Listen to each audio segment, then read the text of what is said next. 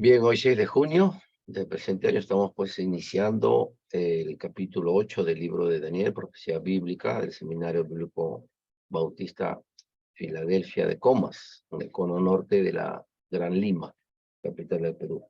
Entonces estamos con el estudio de la palabra del Señor y hemos estado ya ingresando a lo que es materia profética 100% en todos sus matices y que cada vez vamos a ir viendo de una manera mucho más de lo micro a lo macro, ¿no? De una manera muy compleja, muy panorámica, pero al mismo tiempo concreta, específica, y que al mismo tiempo hay una íntima relación de lo que es Daniel, Antiguo Testamento, con Apocalipsis o revelaciones del Nuevo Testamento, ¿no?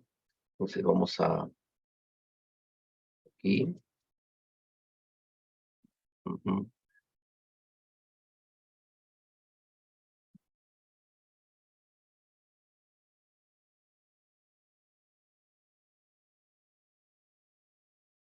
Listo. Tenemos aquí el capítulo 8.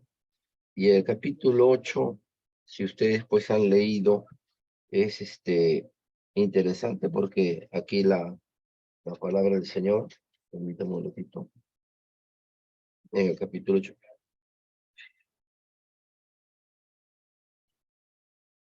el capítulo 8 del libro de Daniel, y lo cual vamos a ir viendo y leyendo acá la palabra, ¿no?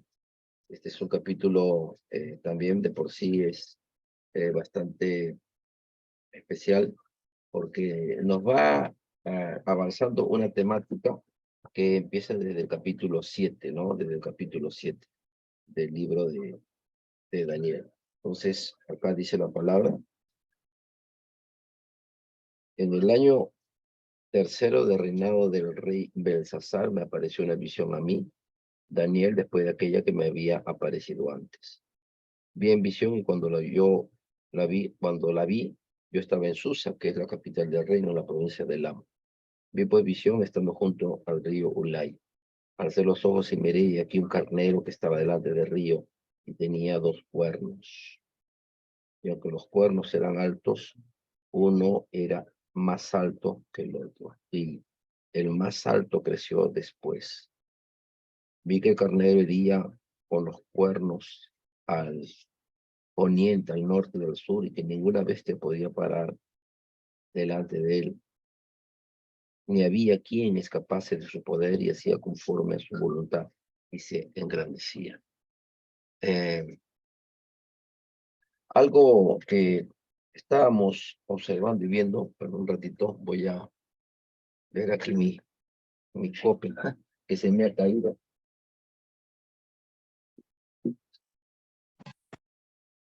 Acá estamos ya, ahora sí. Entonces, aquí vamos a comenzar con algunas precisiones, ¿no? Estamos en el tercero del reinado del rey Belsasar. Acuérdense ustedes que el imperio de los Medas, de Medo-Persa, ¿no? Allí están Ciro, que aparece en la profecía bíblica, y también aparece Darío. En el texto bíblico vemos que Darío establece una amistad con Daniel, se hacen amigos, al igual que Nabucodonosor, ¿cierto? Ahora, no olvidemos que en capítulos anteriores hemos visto estos monstruos, ¿verdad? Que aparecen, que salen, dice, del mar, y había una guerra espiritual, ¿cierto? Y noten ustedes que Babilonia es descrita como una fiera, como un león, no que era león, sino como un león, y que ésta tenía a su vez dos alas, ¿no? Pero también vemos a, a los medos persas con un oso, y que tenía tres costillas en la boca, haciendo referencia pues a sus autoridades principales, Ciro, Darío y Asuero. Asuero, con quien va a contraer nupcias, justamente con quién, con Esther, ¿no? Ahora, vemos aquí, según el texto, según lo que la Biblia nos presenta, algo muy importante, y que esto tiene que ver con lo que significa en términos concretos una profecía muy especial, concretamente de lo que tiene que ver con el imperio medo-persa, el griego, o sea, el de Grecia, y también una alusión a lo que es Roma, un paralelo del anticristo y del periodo de esta situación que se va a ir dando, ¿no? Y también dentro del contexto propio de aquel entonces. Vamos a ver algunos paralelismos, ¿no? Algunos prototipos.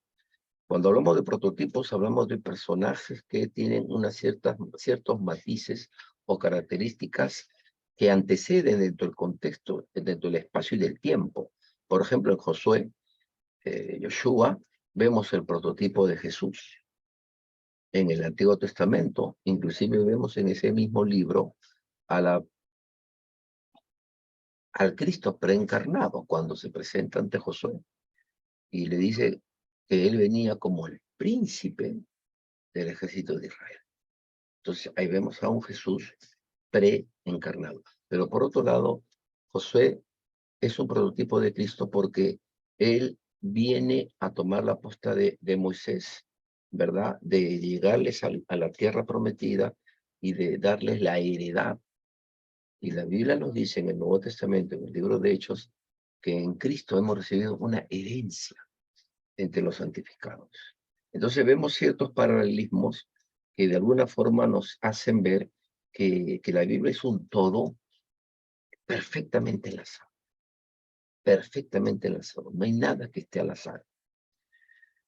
La ciencia, y eso vamos a hablar ya después, que esto es un dilema entre ciencia versus fe, ¿verdad? La ciencia se caracteriza por algo, su exactitud, su comprobación.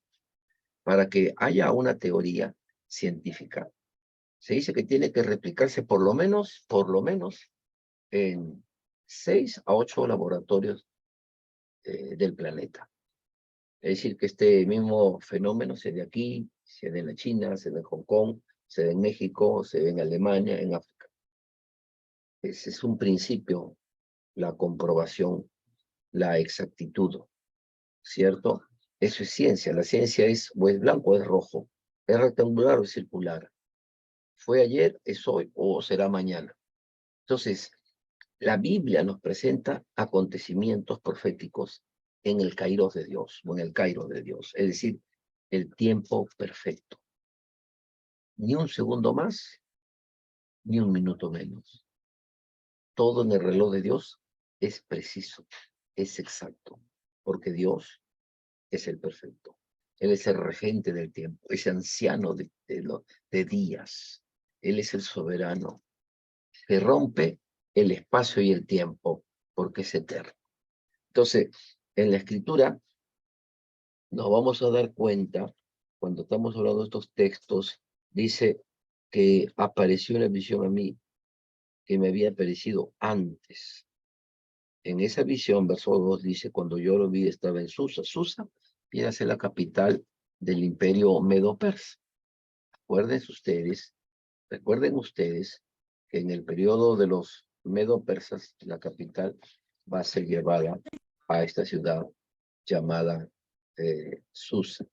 Y es allí donde se van a llevar todos los quehaceres del imperio de aquel entonces, liderados por los medo-persas, ¿verdad? Ahora, dice aquí que en la capital de Reno, ahí está diciéndolo bien claro, en la provincia de Lao, vi pues visión estando junto al río Ulai. Esta parte donde se nos describe la palabra de Dios es lo que hoy en día vendría a significar, pues, dentro del contexto bíblico. Cuando habla, estando junto al río, era porque en el tiempo del cautiverio, ustedes saben, Israel no estaba en Jerusalén, no estaba en el templo. Entonces no había un lugar, un espacio físico donde el pueblo de Dios, de acuerdo al Salmo 42, venía en alabanzas con David, alabando a Dios con los arpas, los salterios, los cantores, alabando el nombre del Señor. Y esto se gozaba todo el pueblo. Y allí es donde hay una depresión, ¿no? porque David se siente que está en tierra pagana y dice que todo eso lo sacude en su memoria. Entonces, nos vamos a dar cuenta que en ese periodo no había entonces dónde poder exaltar, dónde poder cantar, dónde poder alabar a Dios, dónde poder leer los rollos de la ley. Entonces, se dice que el pueblo de Dios o los cautivos, que en este caso eran los judíos, buscaban lugares como playas, desiertos o ríos generalmente, porque el río es un lugar fresco, ¿no? Normalmente en los ríos hay cierta brisa y algunas vegetaciones o árboles. Entonces el pueblo se reunía allí para poder cantar a Dios y poder tener un servicio especial como pueblo del Altísimo. Entonces, allí da a entender que eran lugares donde también solían y prácticas tener aún estando en cautiverio. Pero obviamente no es lo mismo alabar a Dios en tierra santa, separada y dada por Dios, como lo hizo Dios por medio de Josué. Repartió a cada una de las tribus de Israel la heredad, ¿no? En todo ese territorio que Dios le dio. Fue la promesa de parte de Dios y que esta se cumplió cuando esta herencia se la dio a cada uno de los que conformaba su pueblo, Israel. Entonces, aquí vamos a ver también en ese versículo, dice, alcé los ojos y miré, y aquí, acá ya empieza lo que viene a ser pues ya el lenguaje profético, las visiones, los escenarios y los personajes. Recuerden ustedes que cuando describimos a un personaje, vemos la parte de prosopográfica, o la descripción prosopográfica, o la prosopografía, que es una descripción de las características físicas, externas, de los elementos que tiene. Y obviamente son seres alados, o sea, animales que normalmente no son como los que nos presentan las Sagradas Escrituras, pero nos da una idea, una imagen, porque detrás de esta imagen, de este animal, hay una aplicación, hay un significado que Dios quiere darnos y quiere revelarnos por medio de su bendita palabra. Entonces, acá nos dice justamente que aquí había un carnero que estaba delante del río y tenía dos cuernos. Aunque los cuernos eran altos, uno era más alto que el otro. ¿A qué se está refiriendo? ¿A qué imperio creen ustedes que se está refiriendo? A ver, prendan el micro rapidito y lo dicen. A ver, varones, hermanas, a la una, a las dos. Hermano, ¿están leyendo Daniel? Porque si no estamos leyendo Daniel, que como que dice que vamos a estar en aprieto. Hermano, vamos a terminar, mire, próxima semana, Dios mío, el próximo martes, estamos con las 70 semanas, un capítulo de cajón, hermano, del cajón dorado de la profecía bíblica. 70 semanas, ¿qué significa cada semana?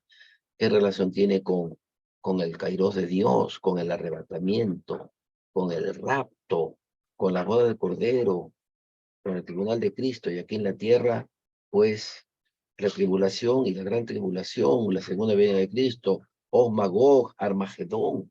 Así que, hermano, yo les pido que sean puntuales, hermano, porque para el próximo martes tenemos un invitado especial que nos va a estar compartiendo esta temática, ya que justamente su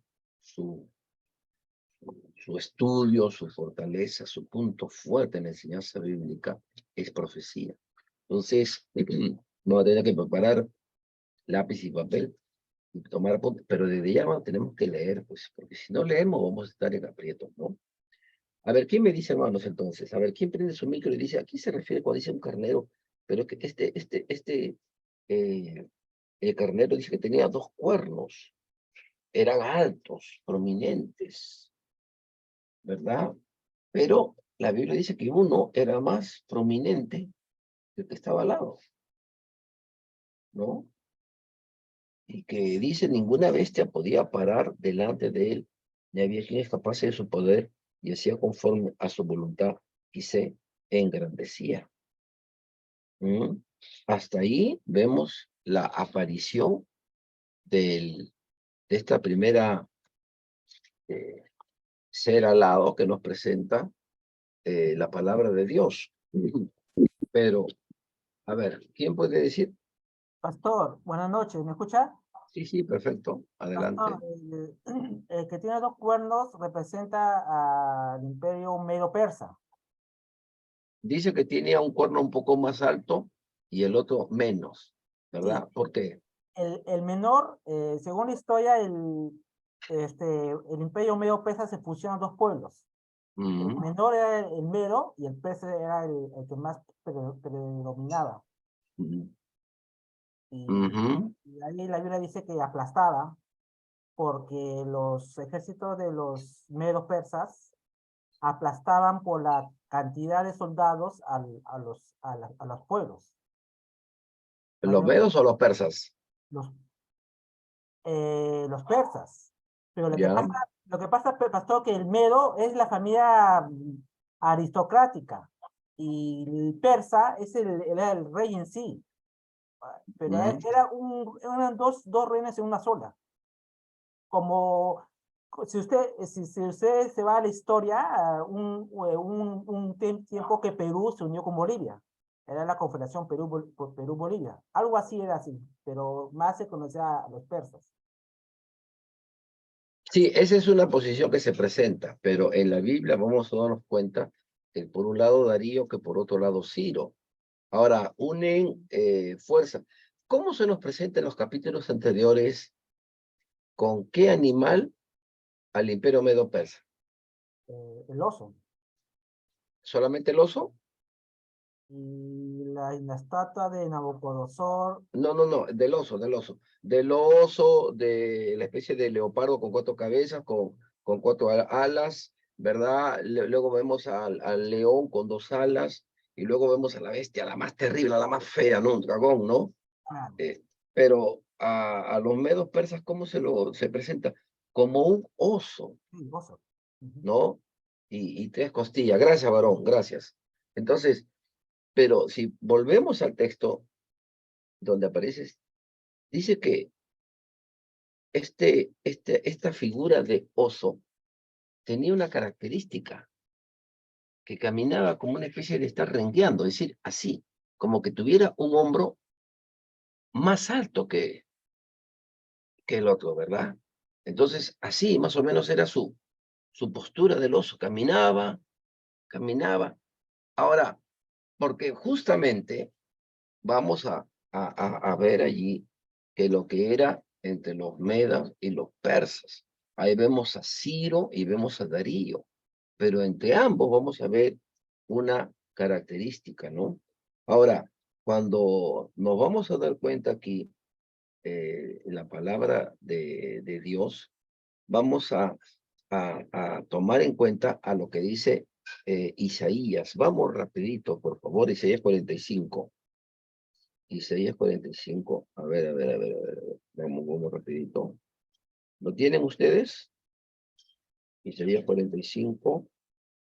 Pero antes de Isaías 44, ¿verdad? En Isaías 44 ya se nos presenta, se nos hace allí una antesala y lo que también va a ser Israel en el capítulo 45. Miren cómo empieza diciendo, ¿no? La palabra del Señor, la palabra de Dios. Y esta es una profecía, porque en el capítulo 44, versículo 26 dice, yo, el que despierta la palabra de su siervo y cumple el consejo de su mensajero, que dice a Jerusalén, serás habitada, y a las ciudades de Judá reconstruidas serán, y su ruina reedificaré. Verso 27, que dice a las profundidades, secaos, y tu río se haré secar. Que dice de Ciro, es mi pastor, y cumplirá todo lo que yo quiero. Es decir, a Jerusalén será edificada.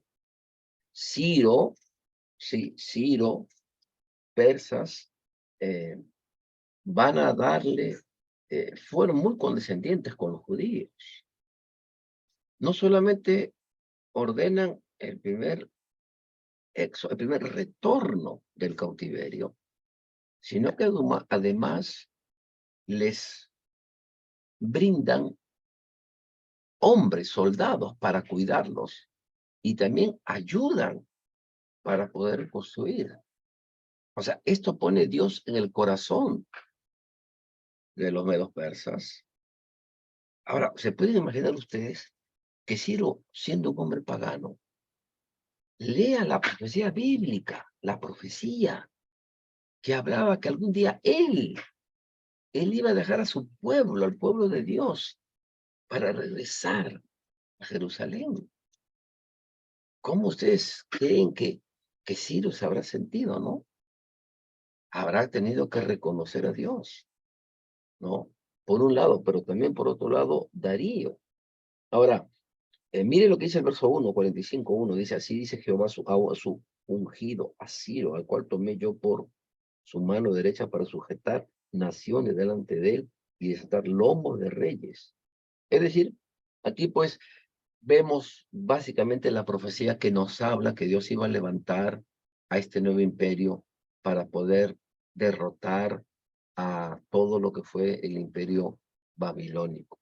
Por eso es que cuando regresamos, esta es una profecía bíblica, al libro de Daniel, si volvemos al libro de Daniel, nos vamos a dar cuenta que estos ya no es el oso que tiene un caminar donde uno de los hombros es más prominente, dando a entender pues que los persas, Ciro, tenía un mayor significado y repercusión militar, preparatoria, gubernamental, y que, eh, y que tiene justamente esta figura, pero que acá nos presenta, ¿verdad?, a un carnero con dos cuernos muy altos, y que dice la palabra que ninguna bestia podía pararse delante de él, porque justamente van a dominar el mundo de aquel entonces.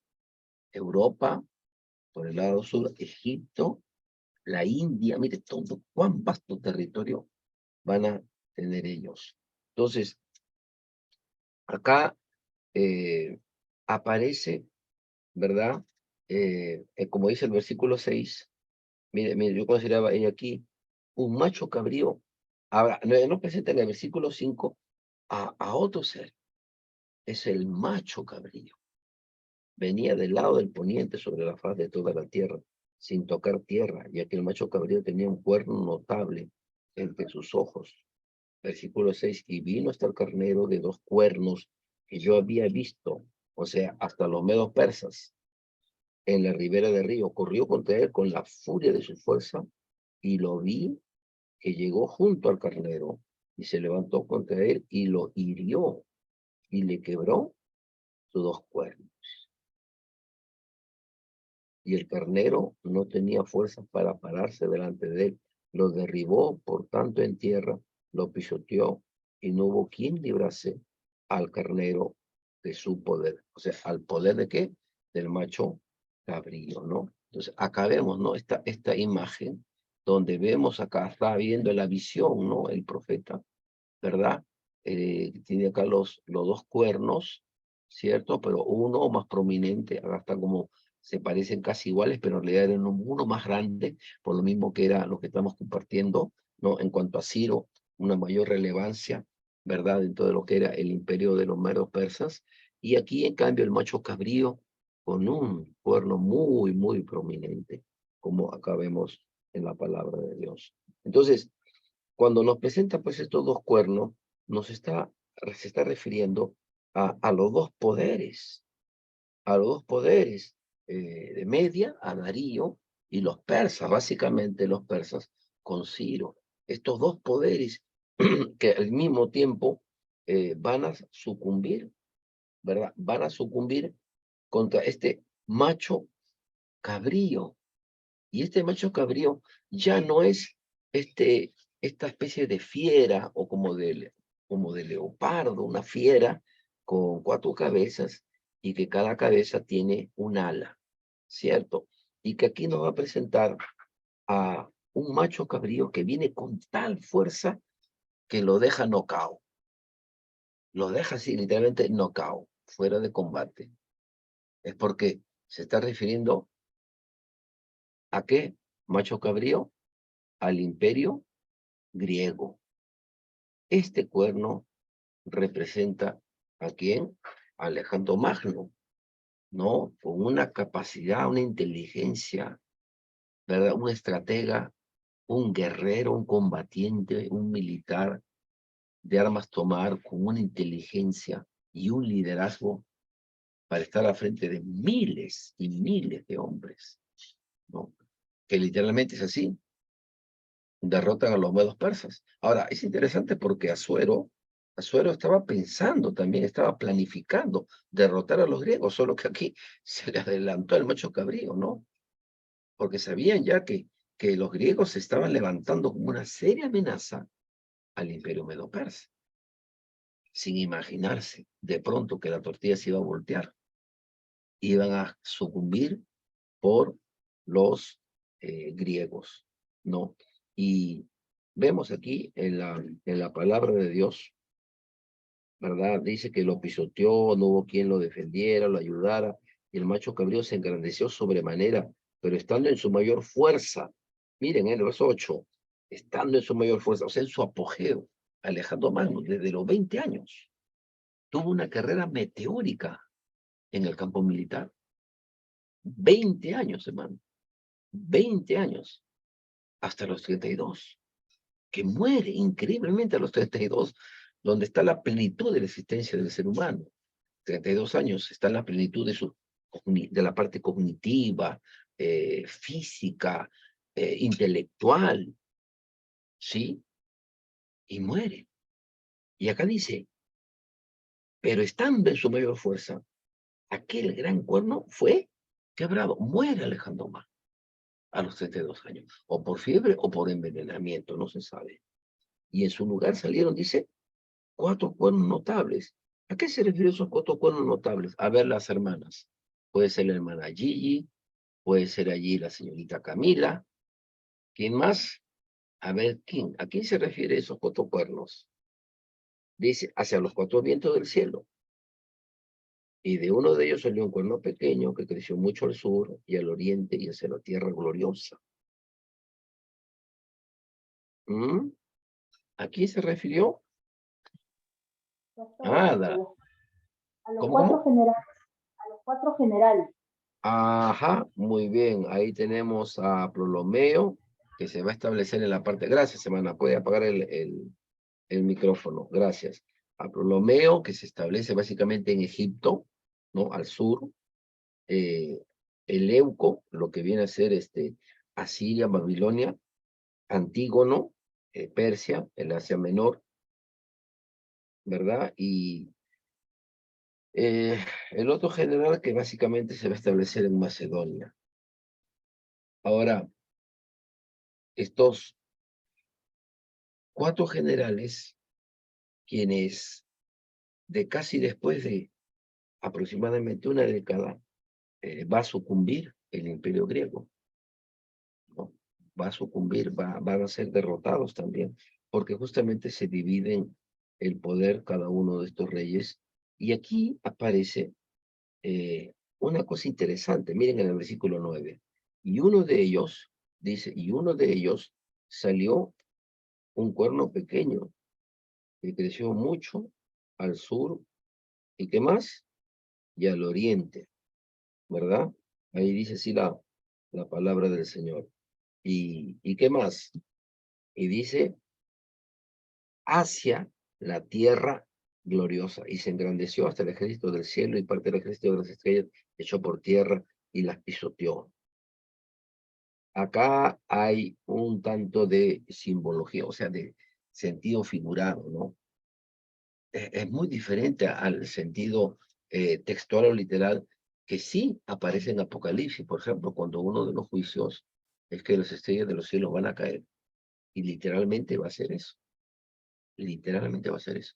Pero acá nos habla en un sentido connotativo, no denotativo, no connotativo, o sea, en un sentido figurado, por la forma del poder, del uso del poder.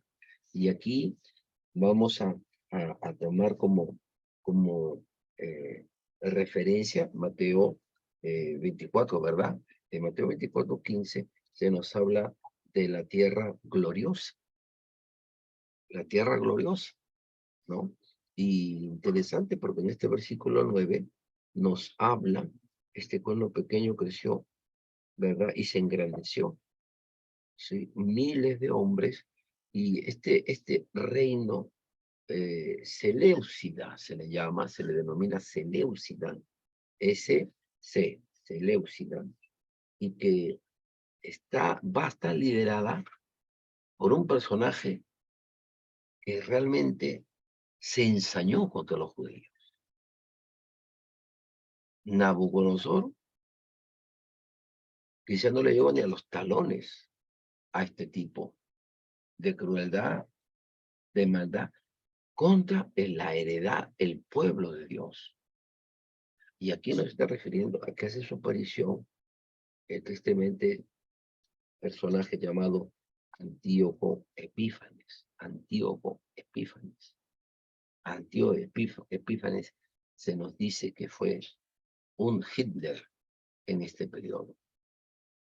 Las cosas abominables que hizo en el pueblo de Dios, en la tierra, ¿no? de Israel, y lo que produjo realmente es una cosa terrible. Sabemos que hay libros históricos, no son libros de la Biblia, no son libros inspirados por Dios, pero si ustedes tienen acceso al libro de Macabeos, hay Macabeos 1, Macabeos, ustedes se van a dar cuenta en Macabeos una historia muy, muy amplia de este periodo,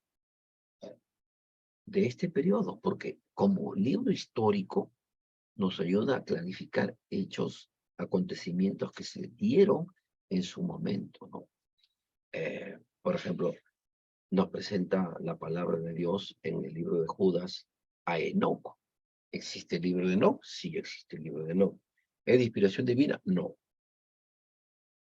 Pero la información que está en el libro de Enoc es muy significativa. Es muy significativa para la iglesia del Señor.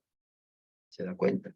Entonces, aquí nos vamos a dar cuenta que Antíoco Epífanes, por cierto, fue rey de Siria. Antíoco Epífanes fue un hombre malvado, despiadado. Se dice que llevó más de miles y miles de kilos de oro, de plata de Jerusalén. Mandó a matar a la mujer, a los ancianos. Llegaba con engaños y los exterminaba de las peores maneras. Torturaba a niños, a jóvenes, ancianos, ante los ojos de los mismos judíos. Fue un hombre perverso. Cogió ornamentos santos, ¿no? Inclusive se dice que en una ocasión en el templo puso la imagen de Zeus y obligó a que los sacerdotes, los judíos, se postraran y le dieran pleitesía, es decir, adoración. Y en el templo. Entonces, es una cosa terrible, ¿no? Viene la destrucción. Y es algo importante porque, y eso lo vamos a ver, se va a ver la próxima semana seguramente. Tomen en cuenta algo. Dios no amó al templo en sí. ¿No? Muchos dicen que piensan que Dios amó al templo porque en el templo se congregaba el pueblo de Dios. Dios amó a su pueblo y por amor a su pueblo edificó un templo. Pero el templo no es el centro, no es la mirada de Dios, sino quienes se congregaban allí. La Biblia nos habla que Cristo, el cuerpo de Cristo en la tierra, es la iglesia. y que según Efesios capítulo 2, nos dice que la familia de Dios en la tierra es la iglesia. No es el edificio material, no es el espacio terrenal como templo, o comúnmente se le llama como iglesia. La iglesia está compuesta por aquellos quienes tienen a Cristo en el corazón. La obra no está en las cuatro paredes, la obra está afuera. Entonces, haciendo estos alcances, nos vamos a dar cuenta, por ejemplo, está, por un lado, y por otro lado, Antíoco Epífanes se encargó de blasfemar, de intentar ponerles las creencias en los ídolos, ¿verdad?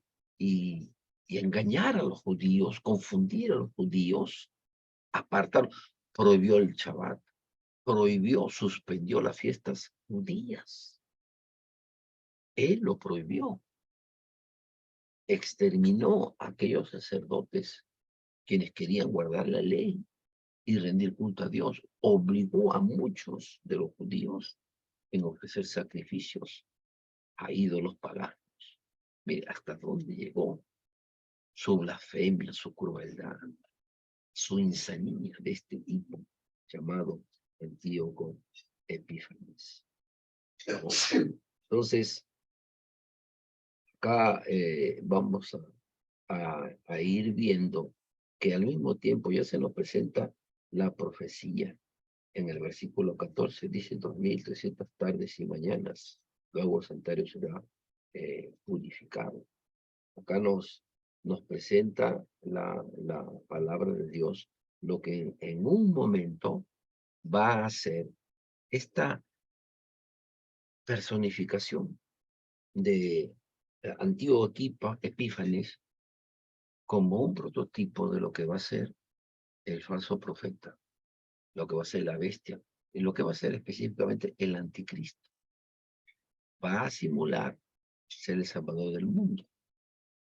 Va a poder erradicar la pobreza, va a poder dar cura a las enfermedades incurables como el SIDA, como el cáncer. Y esto va a significar que todo el mundo ponga sus ojos en el anticristo. Obviamente cuando la iglesia ya no está en la tierra. Y como que va a ser considerado como un semidios. Y va a buscar el lugar para hacerse pasar como si fuese Dios. De ser a quien se le rinda la alabanza, que solamente al Dios de los cielos, al Dios altísimo, se le puede dar, a nadie más. Eso es lo que va a buscar el anticristo en el tiempo de cuando ya la iglesia esté en el tercer cielo, desarrollando el tribunal de Cristo y las bodas del Cordero. Pero luego se va a sacar la careta. Y a quien tanto adulaba y coqueteaba con Israel, va a sacar su verdadera careta y va a apuntar contra Israel. Contra Israel. ¿Sí? Entonces, allí, más adelante, cuando vemos aquí, miren ustedes, que él estaba viendo, y allí hay una aparición de Gabriel. Gabriel es un ángel muy especial, ¿no? Muy especial porque justamente él va a venir a una de las funciones de los ángeles. Bueno, los ángeles por naturaleza son mensajeros, cumplen misiones de Dios, propósitos de Dios. Y dentro de todos los seres angelicales, no solamente destaca el arcángel Miguel, que está al frente de toda la élite angelical celestial, sino también aparece Gabriel. Gabriel aparece en momentos para la humanidad claves. Y en el Antiguo Testamento aparece en un episodio profético juntamente con quién, ante quién, ante Daniel. Y allí, en la ribera del río Ulai, verso 16, dice que gritó y dijo, Gabriel, enseña a la visión. Una voz, dice, una voz de hombre en la ribera del río, ¿no? Enseña a la visión. Entonces, ahí vemos el propósito de Gabriel. Él viene con una misión, viene con un mensaje, y que ese mensaje es como resultado de una misión a quien Dios le había delegado de manifestársela y revelársela a Daniel. Verso 17, vino luego cerca de donde yo estaba y con su venida me asombré y me postré sobre mi rostro. ¿Cómo se habrá presentado, no?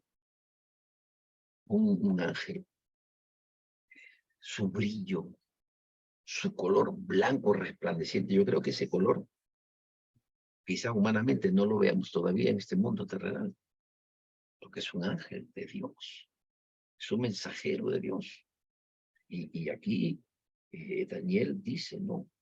Y me postré sobre mi rostro. Pero él me dijo, entiende, hijo de hombre, porque la visión es para el tiempo del fin, ¿no? Es decir, aquí también vemos una aplicación de cuánto va a ser el anticristo con aquellos que rindan su vida a Cristo, como consecuencia de recibir la salvación de la vida eterna. Y va a haber muchos decapitados. Juan dice, ¿y esto de dónde salieron? Porque ellos no estaban en la iglesia que después del rapto, sino ya en el tiempo de la tribulación. Se predica el evangelio, se presenta la salvación, pero si no está hasta la segunda venida, es decapitado. Y al ser decapitado, llega al cielo. Llega al cielo, ¿no? Entonces, acá, luego, más adelante, dice en el verso 18, mientras él hablaba conmigo, caí dormido en tierra, y él me tocó, y me hizo estar en pie. Y dijo, he aquí, yo te enseñaré lo que ha de venir al fin de la ira, porque es para el tiempo del fin. Verso 20, cuanto al carnero que viste, que tenía 2 cuernos, estos son los reyes de Media y Persia. Cuando estamos hablando de Ciro, entonces, y de Darío. Verso 21, el macho cabrío es el rey de Grecia, Alejandro Magno. Y el cuerno grande que tenía entre sus ojos es el rey primero. Y en cuanto al cuerno que fue quebrado y sucedieron 4 en su lugar, significa que 4 reinos se levantarán de esa nación, aunque no con la fuerza de Alejandro Magno. Y al fin del reinado de estos, cuando los transgresores lleguen al colmo, se levantará un rey activo, de rostro y entendido en enigmas, y su poder se fortalecerá más, no con fuerza propia, y causará grandes ruinas, y prosperará, y hará arbitrariamente, destruirá a los fuertes y al pueblo de los santos. Con su sagacidad hará prosperar el engaño con su mano, y en su corazón se engrandecerá, y sin aviso destruirá a muchos, y se levantará, miren, contra el príncipe de los príncipes, y acá el príncipe está con mayúscula, pero será quebrantado, aunque no por mano humana, obviamente, sino por intervención directamente de Dios. La visión de las tardes y mañanas que se ha referido es verdadera, y tú guardas la visión, porque es para muchos días. Y yo, Daniel, quedé quebrantado y estuve enfermo algunos días, y cuando convalecí atendí los negocios del rey, pero estaba espantado a causa de la visión y no la entendía. Hermano, ver cosas que todavía, hermano, no hemos visto, pero Daniel las puede ver y contempla en el escenario profético todas las cosas que se iban dando. Y obviamente no está escrito porque Dios nos permitió que se revelaran, como las que sí aparecen, por ejemplo, en el libro de las revelaciones. Allí hay escenarios donde se menciona cada juicio, cada copa tiene un significado y qué va sucediendo luego. No hay un orden cronológico en Apocalipsis, no hay un orden cronológico. No porque ese capítulo primero, capítulo 5, capítulo 20 quiere decir que es en un orden. No, no, no hay un orden cronológico en Apocalipsis. Hay que tomar en cuenta eso de antemano. Y aquí obviamente también se hace mención de lo que va a ser, pues, este anticristo cuando se manifieste. Pero antes, vayamos un momentito a Segunda de Tesalonicenses 2:8. Eso lo vimos ya la semana pasada. Segunda de Tesalonicenses 2:8. ¿Lo tenemos? Sí. A ver, Segunda de Tesalonicenses.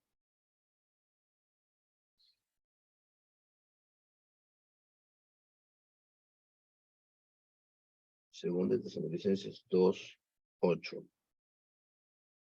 ¿Qué dice Segunda de Tesalonicenses 2:8? Estimados hermanos. Dice la palabra. Pero antes vamos al verso 6. Y ahora vosotros sabéis lo que lo detiene, a fin de que su debido tiempo se manifieste. Pero antes, hermano, nos habla el día del Señor, que nadie os engañe en ninguna manera, dice el apóstol Pablo. Y el cuarto versículo dice, el cual se opone y se levanta contra todo lo que se llama Dios o es objeto de culto, tanto que se siente en el templo de Dios, como Dios. Pero no es, como es un símil, es una figura literaria. Haciéndose pasar por Dios. Y eso es lo que justamente este anticristo va a buscar. Que el mundo, que la gente lo reconozca como si fuese Dios, pero no lo es. Y dice, y ahora vosotros sabéis lo que lo detiene a fin de que a su debido tiempo se manifieste, porque ya está en acción el misterio de la iniquidad. Solo que hay quien al presente lo detiene hasta que él a su vez se ha quitado del medio. Verso 8. Y entonces se manifestará aquel inicuo a quien el Señor matará con el espíritu de su boca y destruirá con el resplandor de su venida. Inicuo cuyo advenimiento es por obra de Satanás con gran poder y señales y prodigios mentirosos y con todo engaño de iniquidad para los que se pierden por cuanto no recibieron el amor de la verdad para ser salvos. ¿Se da cuenta? Entonces, dice aquí, poder, señales y prodigios mentirosos. Y lo compartimos, me parece, la semana pasada. En el libro de Hechos nos habla que cómo se manifestó la presencia salvadora de Dios por medio de los apóstoles. En el libro de Hechos dice señales, prodigios y milagros. Señales, prodigios y milagros. Y uno de estos señales, prodigios y milagros que se va a ver, hermano, a nivel satelital, es decir, simultáneamente lo va a ver todo el planeta. Por ejemplo, de los dos testigos. Cuando el anticristo aparezcan los dos testigos, y acá hay una especie de un dilema, porque no se menciona textualmente el nombre de los dos testigos, pero por lo que la palabra de Dios nos enseña, se puede inferir o presumir quiénes son los candidatos potenciales para esta función y para esta labor. Pero la Biblia dice que Dios le va a dar poder al anticristo para que los mate. Y dice que van a estar exhibidos sus cuerpos. Pero hay algo importante, que luego en un determinado periodo, Dios, el Espíritu Santo, le va a dar, dice, la vida, es decir, van a resucitar. Y ante esto el anticristo no va a poder hacer nada. Y dice la Biblia que van a caminar, dice, como si fuera una escalera al cielo. ¿Puede imaginarse eso? El poder de Satanás, ¿no? Del enemigo poderoso, cuyo poder fue delegado por el Altísimo, ante el Todopoderoso, ante el Dios Altísimo, Todopoderoso. Y eso va a ser notorio en todo el planeta. Es una cosa increíble. Ahí se cumple también lo que la Biblia dice, señales, prodigios y milagros. Los milagros que hacían los apóstoles, con la sombra, nomás con la sombra, hermano, venía el sol, la sombra, el enfermo estaba en el suelo, ¡pum! Se paraba, hablaba, comenzaba a ver, movía los brazos, las piernas, podía caminar. Satanás va a buscar de una u otra forma engañar al pueblo, hacerse pasar como Dios. Eso va a ser literalmente el anticristo. Entonces, volvemos al libro de Daniel. Entonces, este escenario, este vislumbrar este paisaje profético, hermano, humanamente, hermano, fue 1000 por 1. Los latidos de los 60 latidos, hermano, comenzaron a ser 300 latidos, como una taquicardia. Humanamente, igual que Juan. En el tiempo de Juan no existían acorazados, submarinos nucleares, aviones supersónicos, bombas nucleares, misiles intercontinentales con cabezas o vijas nucleares.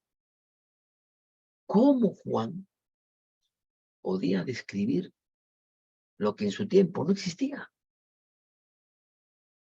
Pero ahí está el libro de Apocalipsis, están las revelaciones.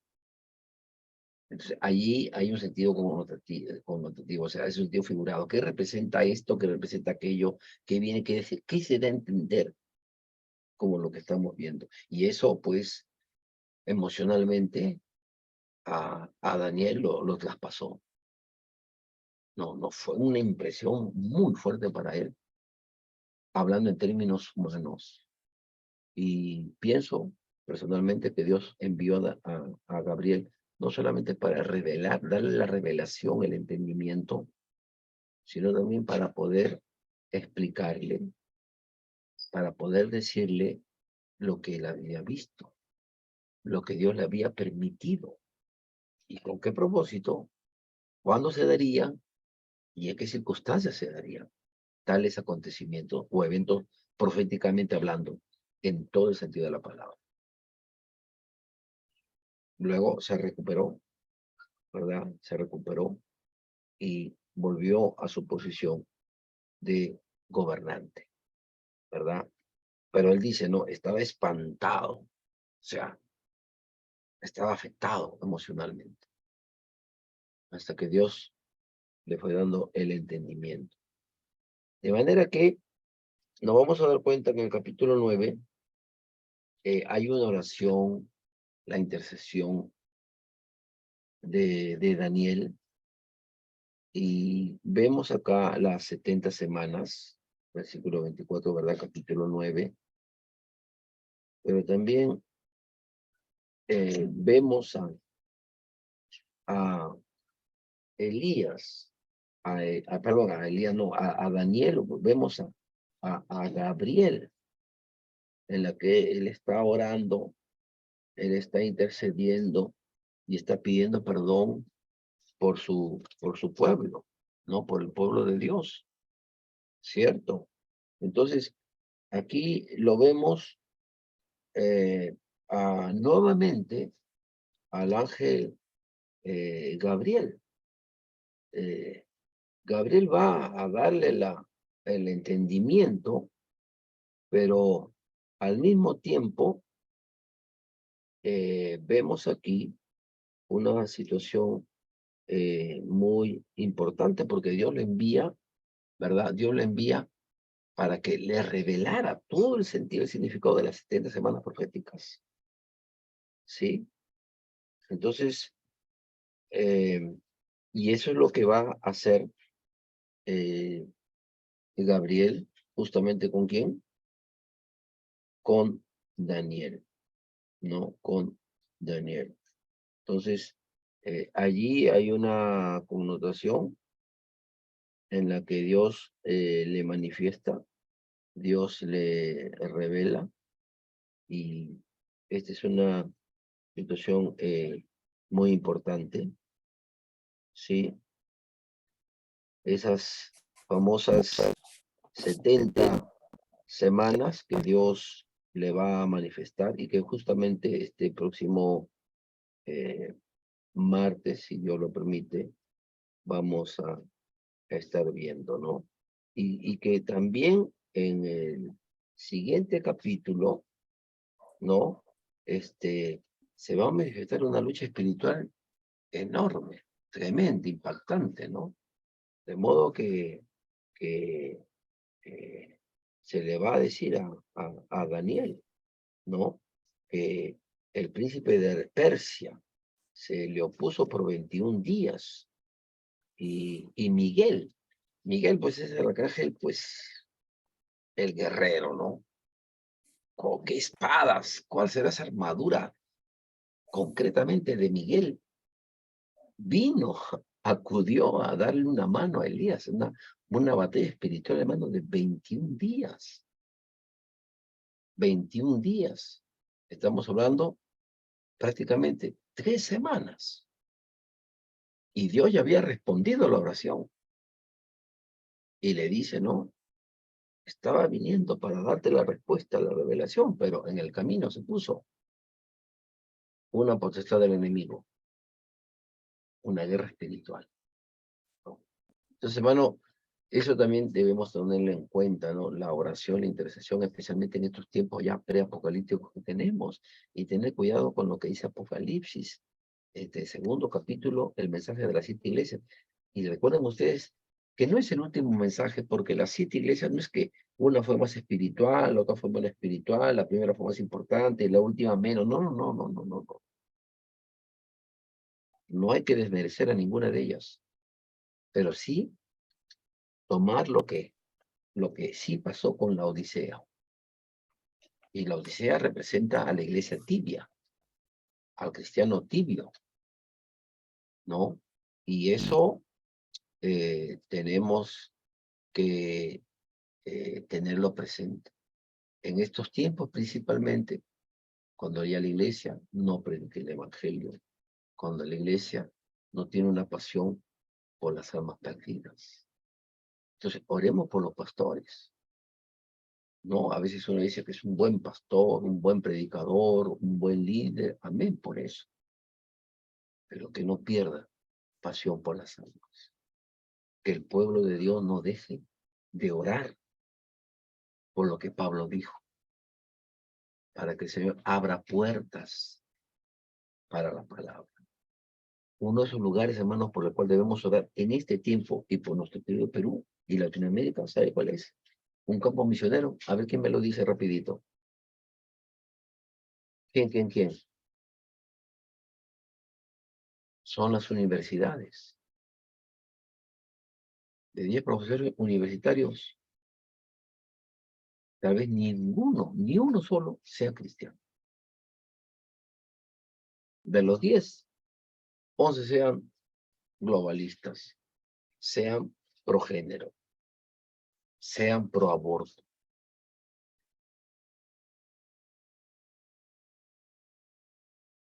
Necesitamos orar por esos campos misioneros que son las universidades, porque el Señor levante profesores cristianos, estudiantes cristianos que compartan la palabra, que prediquen el evangelio en las aulas universitarias, en las facultades de educación, en las facultades de derecho, en las facultades de ingeniería, en las facultades de medicina.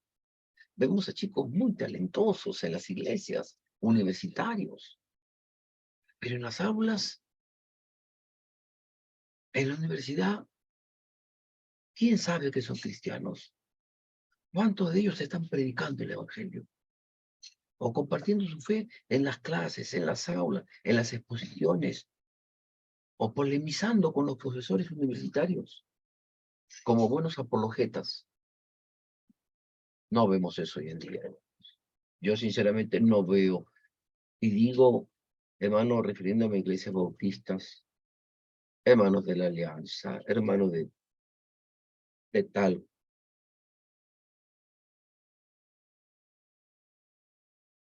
Esa tibieza espiritual, hermano, porque hay que orar, hermano, para que realmente, como decía el pastor Ezequiel Salazar, pastor, justamente esta semana se está dando la escuela de pastores allá en la iglesia bautista Montecito Park en California. Hermano, tremendo mensaje, escúchenlo. Son gratuitos, hermano, ahorita, porque California, nosotros le llevamos 2 horas más. 10, o sea, ahorita ya están empezando a predicar, hermano. 8 de la noche, hora de California. 2 mensajes por noche. Es gratuito, eso sí es en Facebook lo puede ver, ¿no? La jornada del día sí son cerrada, no hay transmisión. Pero ayer, hoy, mañana, creo, si no me equivoco, que termina el jueves o hasta el viernes en la escuela pastoral. Hermano, un mensaje tremendo, hermano. Y en el tiempo de pandemia, el pastor Ezequiel Salazar dijo, hermano, yo siento en mi corazón algo, que esta pandemia puede significar que la iglesia tenga un avivamiento. Predique, hermano, como en el siglo XX no ha predicado. Y quizá al final sea el rapto.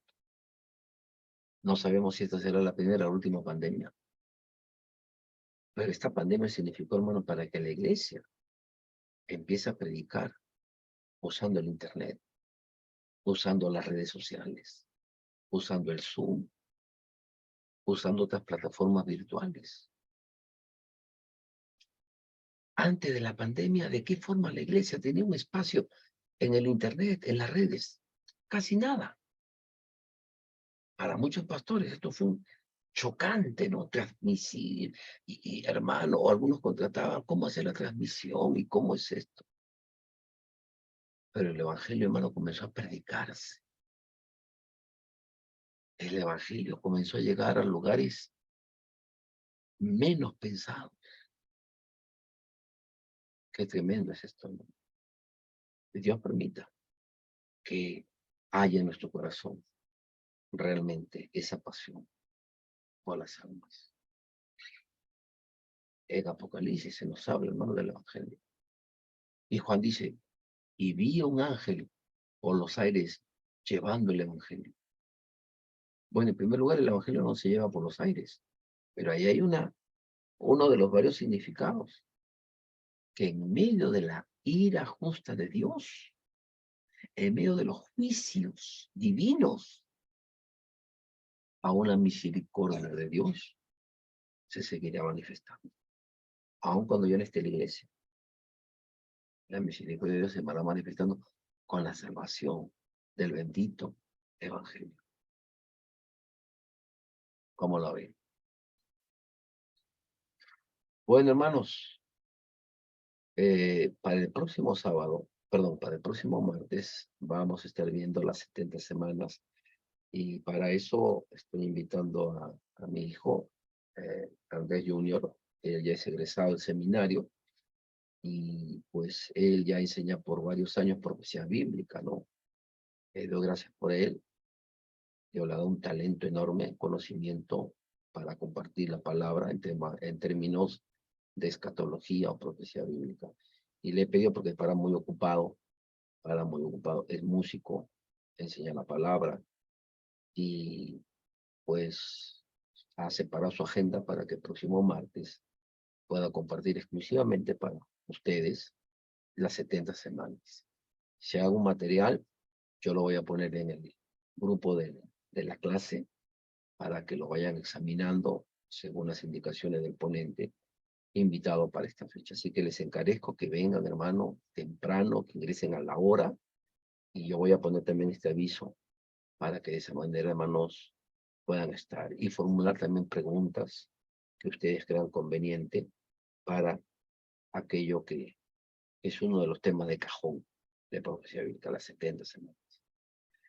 Ok, hermanos, muy bien. Entonces quedaremos así, si Dios lo permite, para este próximo martes.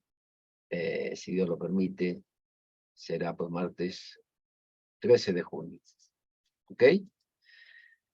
Bien, hermano, no se olviden enviar sus apuntes, estudiar, y después de las 70 semanas, hermano, vamos a hacer una evaluación escrita. Ya vamos a hacer una evaluación, terminamos el capítulo 12 y vamos a hacer ponencias, exposiciones, mesas redondas y evaluaciones de pura profecía bíblica. Así que estamos yendo a media máquina ya, pero vamos a estar capítulo 10, 11 y 12. Mire, 10, 11 y 12. Y todavía estamos entrando a junio. Nos va a quedar un pequeño margen para poder apuntalar, puntualizar temas que ustedes consideren necesario para estudiarlas un poquito más y de esa manera podamos seguir aprendiendo y compartiendo profesión bíblica. ¿Ok? Bien, hermanos, muchas gracias por estar presentes. Espero que les sea de edificación. Les pido sus oraciones también, hermanos, para que el Señor siga abriendo puertas a cada iglesia, a cada pastor, hermano, y sigamos predicando la palabra, que sigamos teniendo viajes misioneros. Yo les comparto rapidito, empezamos una obra que estaba abandonada en un pueblito de la selva, y ahí hay un pastor que está dando la cobertura espiritual, económica, enviando materiales. Hermano, es de Pucallpa, 3 horas en Río, es internarse al monte. No hay teléfono, no hay televisión, no hay internet, no hay nada, hermano. Solamente tienen 2 horas de electricidad por un motor viejo de petróleo, y de ahí nada más. Y ahí estamos, hermano. La primera semana de agosto vamos a estar viajando allá, porque se va a cumplir justamente el primer aniversario de la nueva obra, que es la Iglesia Bíblica Bautista 3 de Mayo, la Iglesia Bíblica Bautista Ebenezer, de 3 de Mayo, que está en Macicea, que pertenece a Ucayali. Pero también, hermano, oren, porque Dios mediante pensamos hacer un viaje exploratorio a San Jerónimo en Moncayo, a Uplau en Arequipa y también en Tacna. Son viajes exploratorios de misiones. Entonces, les pido que oren también, que nos recuerden para que el Señor pues nos abra puertas y también de la provisión espiritual, material que se requiere para los pasajes, el transporte, la estadía. Y pronto les puedo compartir que el Señor ya nos está abriendo otras puertas en otros lugares. Y también allá en Camarga, en la zona 8, hay una hermana profesora que ha ganado almas a algunos de los adolescentes. Y mañana o jueves estoy yendo por allá para que podamos ver también predicar el evangelio en ese lugar. Ok, hermanos, muy bien, muchas gracias. Que Dios los bendiga. Entonces, podemos prender los micros, presionar las cámaras para despedirnos. Cámaras. Gracias a usted, pastor, por el caso. Bendiciones, noches. pastor. Buenas noches, pastor. Buenas noches. Bendiciones, pastor. Hasta Dios los luego. bendiga. Gracias, Ahí están pastor. los hermanos, Gracias, los pastor. esposos. Sí, pastor. Que Dios los bendiga. Un gusto de verlos, una alegría. Que Dios los bendiga también y el Señor los siga bendiciendo a toda vuestra familia. Pastor, ¿Mm? antes Sí. que cierre, quería bueno, agradecerle, ¿no? Porque a mí me gusta mucho la historia. Yo he leído mucho sobre estos imperios, ¿no? Sobre todo sobre Alejandro Magno, ¿no? Y bueno, no imaginé que la Biblia hablaba tanto de ellos, ¿no? Y es algo que me está sorprendiendo y me disculpo porque no, la verdad que no, he leído el Nuevo Testamento, siempre lo leemos, me he leído todo el Nuevo Testamento, pero el Antiguo muy poco, ¿no? Y sinceramente con esto es una motivación muy grande para investigar, porque la verdad que me he quedado muy sorprendido. Las disculpas del caso porque la verdad no lo estuve leyendo, ahora vamos a leerlo, ¿no? Ahora usted mencionó la próxima semana, la siguiente semana, que está en el 9. Entonces, bueno, vamos a estar más preparados, pastor. Gracias por su esfuerzo, de verdad. Muchas gracias. A ustedes también, ¿sí? Que Dios los bendiga. Cuídense ya. Buenas noches. Bendiciones. Bendiciones, Gracias, pastor. pastor. Buenas noches, buenas noches.